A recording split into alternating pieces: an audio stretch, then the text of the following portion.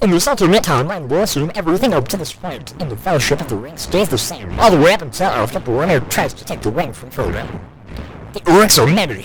Boromir thought to himself as he blew the horn of Gondor yet again. Where is Aragorn? The son of Denethor was fighting hard as Sauron's forces set in. As Boromir was being pushed back, he saw the hobbits Merry and Pippin being taken by the orcs. Boromir thinks of the Tower of Ithilien, of his father, of Boromir, and finally, of the withered white tree atop Minas Tirith. He is renewed with both fury and hope, and he fights for Gondor. The thought of these orcs burning the city to the ground after killing Boromir drives Boromir to defeat every last one he can get his hands on. Then, it is done. The son of Gondor stands, breathing hard amongst the many bodies of orcs, as Aragorn, Legolas, and Gimli arrive. Boromir looks up in his pride, but realizes that he failed to defend the hobbits, and now they're gone. After holding counsel with the remaining others of his fellowship, Boromir remains agitated somewhat at Aragorn for not arriving in time to save both him and the hobbits. Aragorn, however, is swift to decide the next course of action. He requests that Boromir and Gimli travel to Minas Tirith to help the people of Gondor prepare for the onslaught of Sauron's forces. Aragorn sends Gimli with Boromir to help him in these preparations, yes, but also to ensure that the man doesn't hunt Frodo and Sam and overcome them and take the ring for himself.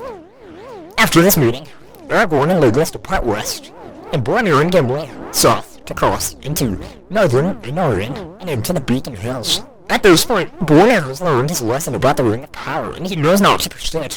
When he saw the valor of the halflings, or when they fought side by side, Boromir has come to respect all four of those that were in his company, and he decides to not pursue Frodo in the ring.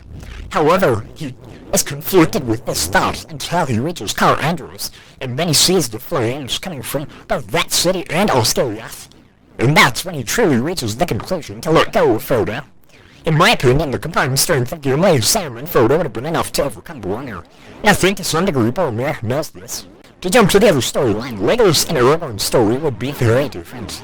Due to the fact that Boromir didn't die, and Aragorn and Legolas didn't have to pause to put him on the boat to send him over the falls of Aros, they would have a much better lead.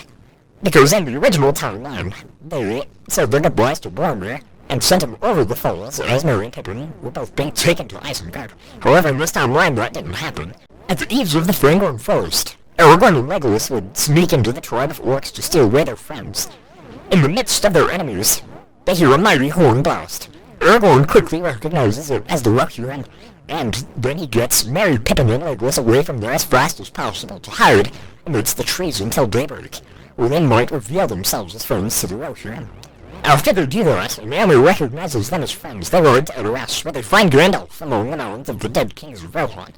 Gandalf meets them here instead of in the Fangorn, as Merry and Pippin hadn't even gotten into the forest yet, and Gandalf hadn't seen the need to enter the forest. Because Aragorn, Legolas, Merry, Pippin, and Gandalf all met here, the plotline of Treebeard is cut from this theory.